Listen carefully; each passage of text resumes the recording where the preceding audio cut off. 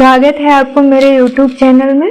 और आज मैं यहाँ पे श्री साईं बाबा का सप्ताह पारायण शुरू कर रही हूँ, जिसका पहला अध्याय श्री साईं सच्चरित्र अध्याय 1 का पाठन करूंगी। इसके पढ़ने या सुनने से भी सारी मनोकामनाएं पूर्ण होती हैं।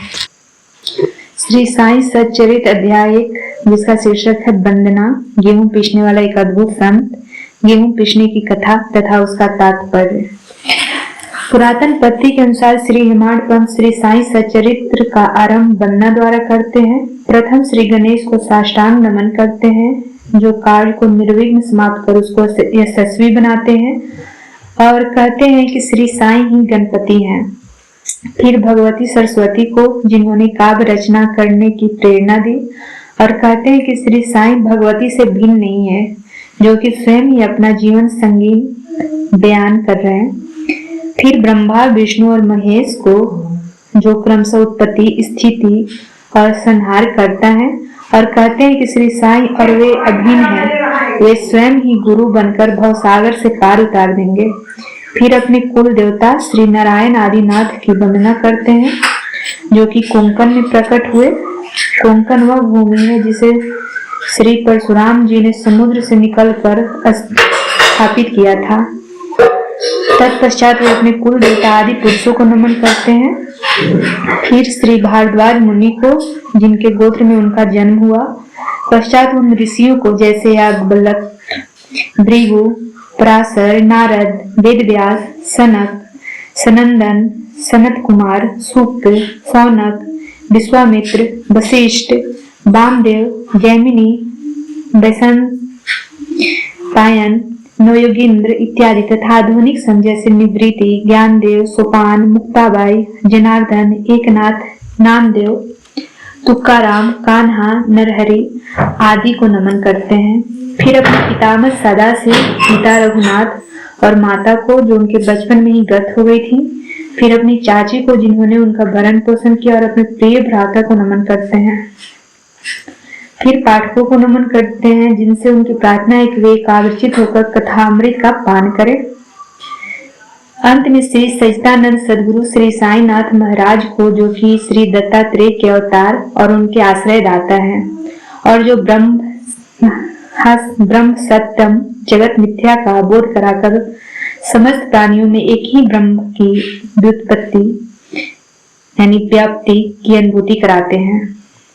सर्वश्री पराशर, व्यास और सांडिल्य आदि के समान भक्ति के प्रकारों का संक्षेप में वर्णन कर अब ग्रंथकार महोदय निम्नलिखित कथा प्रारंभ करते हैं, जिसका कथा का शीर्षक है गेहूं पीसने की कथा। सन 1910 में मैं एक दिन प्रातः काल श्री साईं बाबा के दर्शनार्थ मस्जिद में गया। वहां का विचित्र दृश्य देखकर मेरे आश्चर्य का ठिकाना न रहा कि साईं बाबा मुंह हाथ धोने के पश्चात चक्की पीसने की तैयारी करने लगे। उन्होंने फर्श पर एक टाट का टुकड़ा बिछा उस पर हाथ से पीसने वाली चक्की रखी। उन्होंने कुछ गेहूं डालकर पीसना प्रारंभ किया। मैं सोचने लगा कि बाबा के चक्की पीसने से क्या लाभ, उनके पास तो कोई है भी नहीं, और वे अपना निर्वाह भी भिक्षावृत्ति द्वारा ही करते हैं। इस घटना के समय वहां उपस्थित अन्य व्यक्तियों की भी ऐसी ही धारणा थी, परंतु उनसे पूछने का साहस किसे था। बाबा के चक्की पीसने का समाचार शीघ्र ही सारे गांव में फैल गया, और उनकी यह विचित्र लीला देखने हेतु तत्काल ही नर नारियों की भीड़ मस्जिद की ओर दौड़ पड़ा। उनमें से 4 निडर स्त्रियां भीड़ को चीरती हुई ऊपर आई, और बाबा को बलपूर्वक वहां से हटाते हुए उनके हाथ से चक्की का खूंटा छीनकर तथा उनकी लीलाओं का गायन करते हुए उन्होंने गेहूं पीसना प्रारंभ कर दिया। पहले तो बाबा क्रोधित हुए, परंतु फिर उनका भक्ति भाव देख वे शांत होकर मुस्कुराने लगे। पीसते पीसते उन स्त्रियों के मन में ऐसा विचार आया कि बाबा के न तो घर बार हैं, न तो इनके कोई बाल बच्चे हैं, और न ही कोई देखरेख करने वाला ही है। वे स्वयं भिक्षावृत्ति द्वारा ही अपना निर्वाह करते हैं, अतः उन्हें भोजन आदि के लिए आटे की आवश्यकता ही क्या है। बाबा तो परम दयालु हैं, हो सकता है कि आटा वे हम सब लोगों में ही वितरण कर दें। इन्हीं विचारों में मग्न रहकर गीत गाते गाते ही उन्होंने सारा आटा पीस डाला। तब उन्होंने चक्की को हटाकर आटे का 4 समान भागों में विभक्त कर लिया और अपना अपना भाग लेकर वहां से जाने लगी। अभी तक शांत मुद्रा में निमग्न बाबा तत्क्षण ही क्रोधित हो उठे और उन्हें अपशब्द कहने लगे। स्त्रियों, क्या तुम पागल हो गई हो? तुम किसके बाप का माल हड़प कर ले जा रही हो? क्या कोई कर्जदार का माल है जो इतनी आसानी से उठाकर लिए जा रही हो? अच्छा, अब एक काम करो, इस आटे को ले जाकर गांव की मेड़ यानी सीमा पर बिखेर आओ।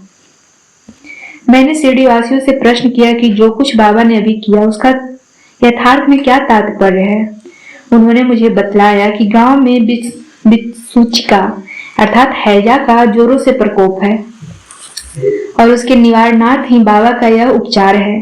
अभी जो कुछ आपने पीसते देखा वह गेहूं नहीं वरन बिसुचिका यानी हैजा थी जो पीसकर नष्ट कर दी गई। इस घटना के पश्चात सचमुच बिसुचिका की संक्रामकता शांत हो गई और ग्रामवासी सुखी हो गए। यह जानकर मेरी प्रसन्नता का पारावार न रहा। मेरी कौतूहल जागृत हो गया। मैं स्वयं से प्रश्न करने लगा, आटे और बिसुचिका यानी हैजा रोग का भौतिक तथा पारस्परिक क्या संबंध है? इसका सूत्र कैसे ज्ञात हो? घटना बुद्धि गम से प्रतीत नहीं होती। अपने हृदय की संतुष्टि हेतु इस मधुर लीला का मुझे 4 शब्दों में महत्व अवश्य प्रकट करना चाहिए। लीला चिंतन करते हुए मेरा हृदय प्रफुल्लित हो उठा और इस प्रकार बाबा का जीवन चरित्र लिखने के लिए मुझे प्रेरणा मिली। यह तो सब लोगों को विदित ही है कि यह कार्य बाबा की कृपा और शुभ आशीर्वाद से सफलता पूर्वक संपन्न हो गया।